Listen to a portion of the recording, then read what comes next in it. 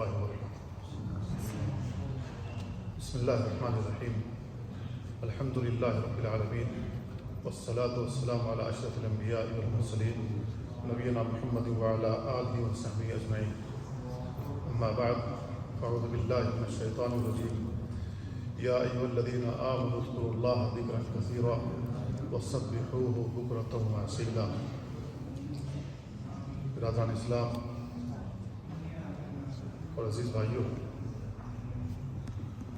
آج تسبیح سے متعلق کچھ باتیں عرض کروں گا۔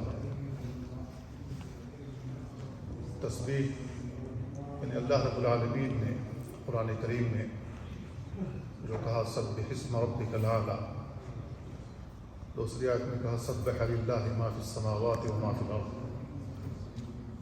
ایک اور آیت میں کہا یسبح للہ ما فی السماوات و ما فی الارض۔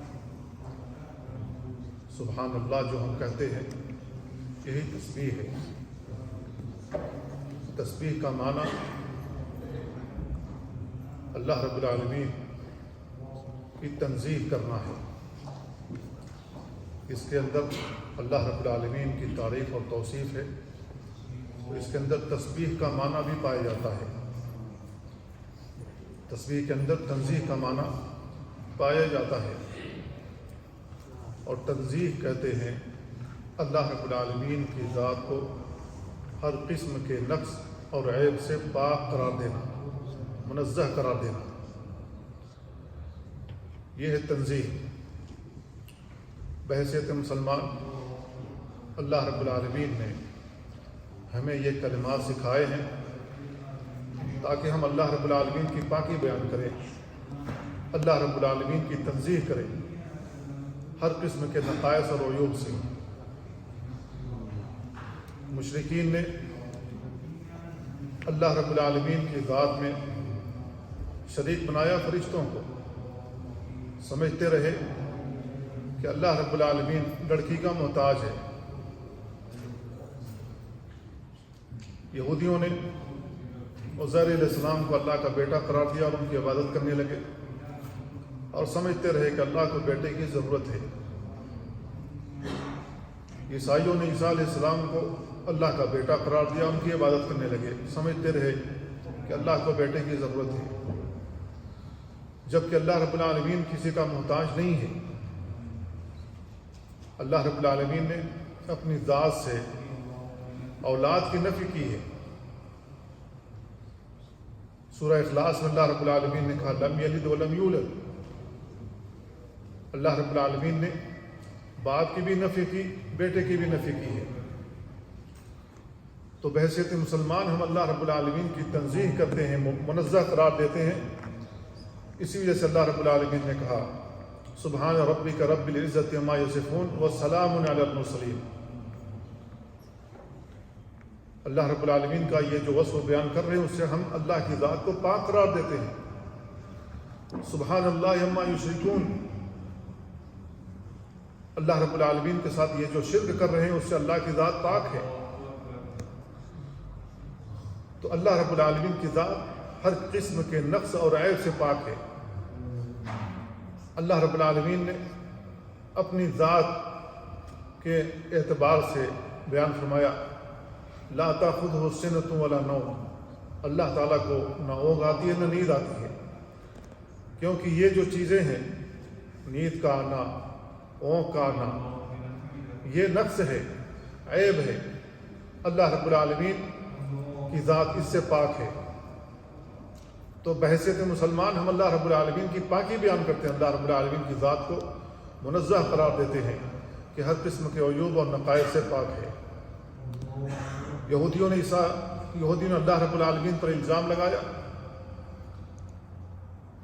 اللہ رب العالمین کے بارے میں کہا ید اللہ مغلولہ، اللہ کے ہاتھ جکڑے ہوئے۔ انہوں نے یہ بات صحابہ سے کہی۔ صحابہ اس وقت کے مسلمان تھے جو اللہ کے نبی صلی اللہ علیہ وسلم پر ایمان لائے تھے، اور یہ صحابہ عموماً غریب تھے، مسکین تھے، محتاج تھے۔ تو یہ یہودیوں کے پاس کھانے پینے کی چیزیں لینے کے لیے جاتے تھے، ان سے ادھار لیتے تھے۔ تو یہ یہودی مسلمانوں کو تنزن کہتے تھے کہ تم کیسے لوگ ہو، تمہارا خدا، تمہارا اللہ کیسا ہے جس کی تم عبادت کرتے ہو، تو اس نے تم کو محتاج بنایا ہے، فقیر بنایا ہے، مسکین بنایا ہے، مانگنے کے لیے ہمارے پاس آتے ہو۔ اور ہم یہودی لوگ نحن ابناء اللہ و احباء، ہم اللہ کے پسندیدہ لوگ ہیں، ہم اللہ کے بیٹے ہیں، ہم اللہ کے پسندیدہ لوگ ہیں، اسی وجہ سے اللہ نے ہمیں مالدار بنایا ہے اور تم مسکین ہو۔ تو انہوں نے اللہ رب العالمین پر یہ الزام لگا ید اللہ مغلول، اللہ کے ہاتھ جکڑے ہوئے ہیں، تم پر خرچے ہی نہیں کرتا ہے، جبکہ ہم اللہ کے محبوب لوگ ہیں، اللہ نے ہمیں بڑا مالدار بنایا ہے۔ تو اللہ رب العالمین کے اوپر جب یہ الزام تراشی کی ید اللہ مغلول ہے، تو اللہ رب العالمین نے اس کا جواب دیا غلت ایدیہم، ان کے ہاتھ جکڑے ہوئے، اللہ کا ہاتھ جکڑا ہوا نہیں، ان کے ہاتھ جکڑے ہوئے۔ کیوں جکڑے ہوئے؟ اس لیے کہ سود کے بغیر یہ پیسے ہی نہیں دیتے، یہ سامان ہی نہیں دیتے سود کے بغیر، ان کے دل تنگ ہیں۔ جبکہ بحیثیت مسلمان ہمیں اور آپ کو جو حکم دیا گیا ہے وہ یہ کہ اگر کوئی آپ سے ادھار مانگنے کے لیے آتا ہے، قرض مانگنے کے لیے آتا ہے، تو اللہ رب العالمین نے کہا اس کو قرض حسنہ دو، وقت پر وہ قرض کی ادائیگی نہ کرے، مہلت دے دو۔ سود کے بغیر سود لینے کی کوئی ضرورت نہیں ہے۔ اگر کوئی بھی آتا ہے مانگنے کے لیے قرض وغیرہ تو اس کو یوں ہی دے دو اور اس کو مہلت بھی دو، لیکن یہ یہودی بغیر سود لے ہوئے دیتے ہی نہیں ہیں۔ تو اللہ رب العالمین نے کہا غلت ایدیہم، ان کے ہاتھ جکڑے ہوئے ہیں، وَلُعِنُوا بِمَا قَالُوا، انہوں نے جو اللہ کے اوپر الزام لگایا ہے اس کے اوپر ان کی لعنت کی گئی۔ بل یداہ مبسوطتان، اللہ کے ہاتھ تو کھلے ہوئے ہیں، ينفق کیف یشاء، جیسے چاہتا اللہ رب العالمین خرچ کرتا ہے۔ اللہ رب العالمین بہتر جانتا ہے کس کے اوپر خرچ کرنا ہے، کس کو مالدار بنانا ہے، کس کو مسکین بنانا ہے۔ مالداری یا فقیری یہ عزت اور ذلت کا معیار نہیں ہے، عزت و ذلت کا معیار اللہ رب العالمین کی نزدیک تقویٰ ہے۔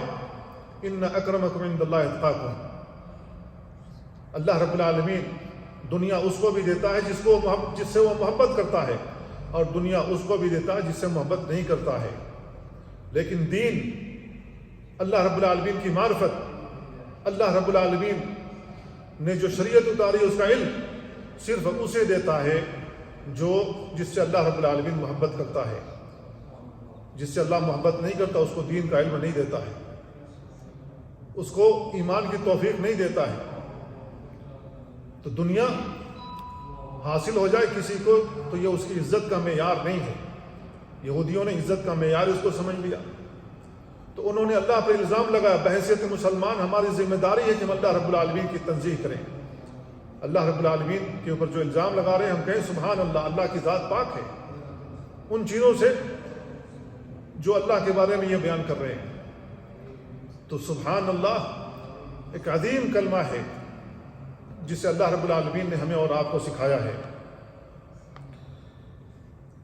اللہ کے نبی صلی اللہ علیہ وسلم سے سوال کیا گیا ای الکلام افضل، سب سے بہتر افضل کلام کون سا ہے؟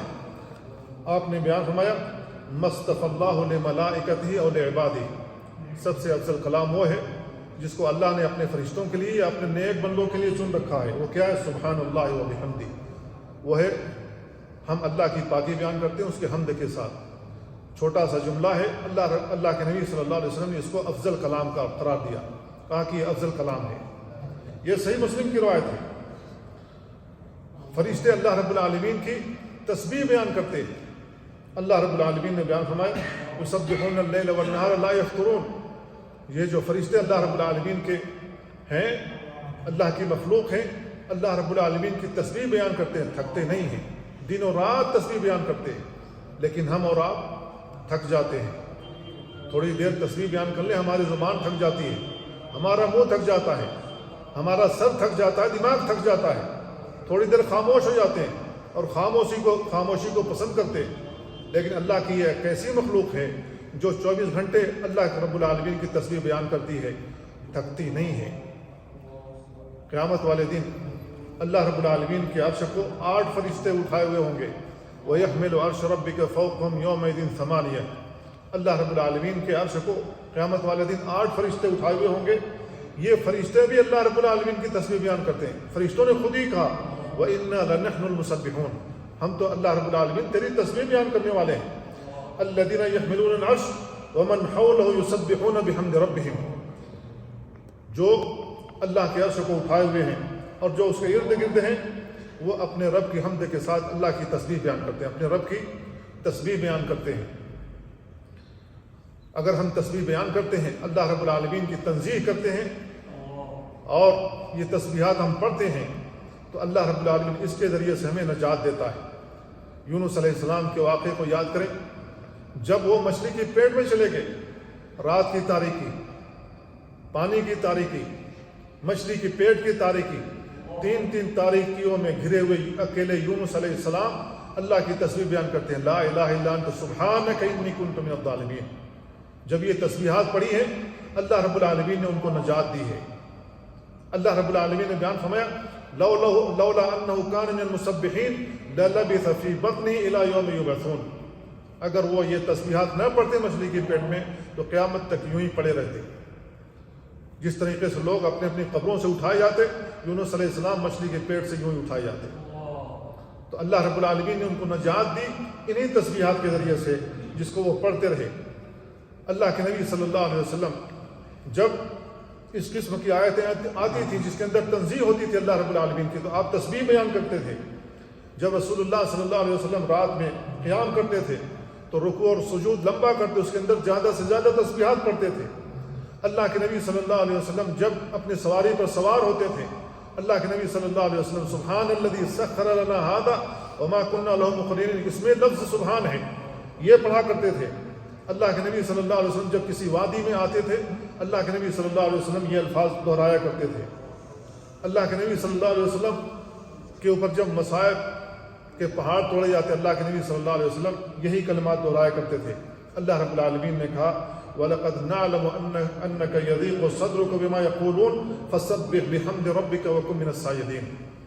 یہ جو آپ کو جادوگر کہہ رہے ہیں, یہ لوگ آپ کو مجنون کہہ رہے ہیں, پاگل کہہ رہے ہیں, کاہن کہہ رہے ہیں, اس قسم کے الزام تراشی اللہ کے نبی آپ کی جانب منسوب کر رہے ہیں, اس کی وجہ سے آپ کا دل تنگ ہو جاتا ہے.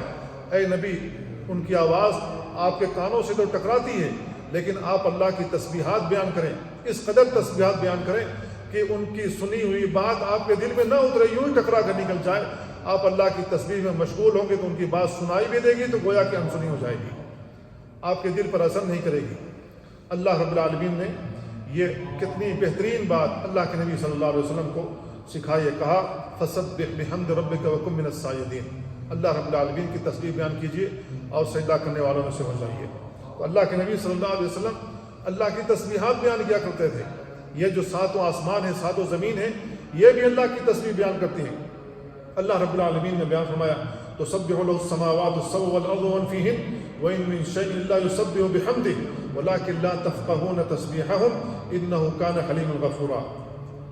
7 آسمان 7 زمین اللہ کی تسبیح بیان کرتی ہیں اور جو کچھ 7 آسمان اور زمین میں ہے وہ سب کے سب اللہ کی تسبیح بیان کرتی ہیں. وان من شيء الا يسبح بحمده, کوئی بھی چیز ایسی نہیں ہے جو اللہ کی تسبیح نہیں بیان کرتی. ہر مخلوق اللہ کی تسبیح بیان کرتی. جتنی بھی چیزیں اللہ رب العالمین نے پیدا کی ہیں وہ تسبیح بیان کرتی ہیں. اگر ان کے سامنے, ان شجر و حجر کے سامنے, ان کے پاس اللہ کے ساتھ شرک ہوتا ہے, اللہ رب العالمین سے یہ شجر و حجر دعا کرتے ہیں کہ اللہ رب العالمین تو ان لوگوں کو ہمارے اوپر سے دفع کر دے, ان کو ہمارے پاس سے دور کر دے, ان کو نیست و نابود کر دے. یہ شجر و حجر بھی برداشت نہیں کرتے شرک کو. کیوں؟ اس لیے کہ وہ تسبیح بیان کرتے ہیں, ان کی تسبیحات میں ان کے شرک کی وجہ سے خلل آتا ہے. تو اللہ رب العالمین نے ہمیں اور آپ کو سکھایا کہ ہم اللہ رب العالمین کی تسبیح بیان کریں. فسبحان اللہ حین تمسون وحین تصبحون. اللہ رب العالمین کی پاکی بیان کرو جب تم شام کرتے ہو, جب تم صبح کرتے ہو, صبح و شام اللہ رب العالمین کی تسبیح بیان کرو. اللہ کے نبی صلی اللہ علیہ وسلم نے ایک حدیث میں بیان فرمایا من قال حین یصبح وحین یمسی, جو شخص صبح کے وقت اور شام کے وقت یہ دعا پڑھتا ہے سبحان اللہ و بحمدہ 100 مرتبہ پڑھتا ہے قیامت کے دن سب سے افضل چیز، سب سے اپنے نامۂ اعمال میں سب سے افضل چیز لے کر کے آئے گا، الا یا کہ کوئی شخص اتنا ہی پڑھتا ہو، سبحان اللہ و بحمدی اتنا ہی پڑھتا ہو یا اس سے زیادہ بار پڑھتا ہو۔ تو سب سے افضل چیز اللہ کے نبی صلی اللہ علیہ وسلم نے ان جملوں کو قرار دیا، سبحان اللہ و بحمدی۔ کتنے عظیم کلمات ہیں، ان کو ہم صبح و شام پڑھتے رہیں، اپنی زبان سے دہراتے رہیں، چلتے ہوئے، پھرتے ہوئے، کام کرتے ہوئے ہم اللہ رب العالمین کی تسبیح بیان کریں۔ اگر ہم ایسا کرتے ہیں تو یہ جان لیجئے کہ جنتیوں والی صفت دنیا کے اندر ہمارے اندر موجود ہے۔ جنتی جنت کے اندر جب جائیں گے تو وہ بھی اللہ کی تسبیح بیان کریں گے۔ اللہ کے نبی صلی اللہ علیہ وسلم بیان فرمایا، ان اہل الجنت یلہمون التسبیح والتحمید کما تلہمون النفس۔ جس طریقے سے اللہ رب العالمین نے ہمارے بدن کے اندر رکھا ہے، ہمارے دل دماغ کے اندر رکھا ہے کہ ہم سانس لیں گے تو سانس چلے گی، ہم زندہ رہیں گے، اسی طریقے سے اللہ رب العالمین ہمارے نفس میں الہام کر دے گا، ہم صبح و شام ہر وقت اللہ رب العالمین کی تسبیح بیان کریں گے۔ جنت کے اندر کتنے عظیم کلمات ہیں۔ اللہ رب العالمین نے بیان فرمایا، دعواہم فیہا سبحانک اللہم وتحیتہم فیہا سلام۔ اس کے اندر بھی تسبیح کے کلمات ہیں، اور جنت کے اندر جنتی ایک دوسرے کو سلام کرتے ہوئے ہوں گے۔ تو میرے بھائیوں، تسبیح کا جو معنی ہے وہ اللہ رب العالمین کی توصیف کے ساتھ ساتھ، اللہ رب العالمین کی تعریف کے ساتھ ساتھ تنزیہ بھی ہے۔ بحیثیت مسلمان ہماری ذمہ داری بنتی ہے کہ دنیا میں اللہ کے ساتھ جو شرک ہو رہا ہے، جو کفر ہو رہا ہے، اللہ رب العالمین پر جو الزام تراشی ہو رہی ہے، ہم اس سے اللہ رب العالمین کو منزہ قرار دیں، ہم اللہ رب العالمین کی پاکی بیان کریں، یہ ہماری ذمہ داری ہے۔ اللہ تعالیٰ سے دعا اللہ ہمیں ان باتوں کو سمجھنے اور ان پر عمل کرنے کی توفیق عطا فرمائے۔ وصلی اللہ وسلم علی نبینا محمد وعلی آلہ وصحبہ اجمعین۔ والسلام علیکم ورحمۃ اللہ۔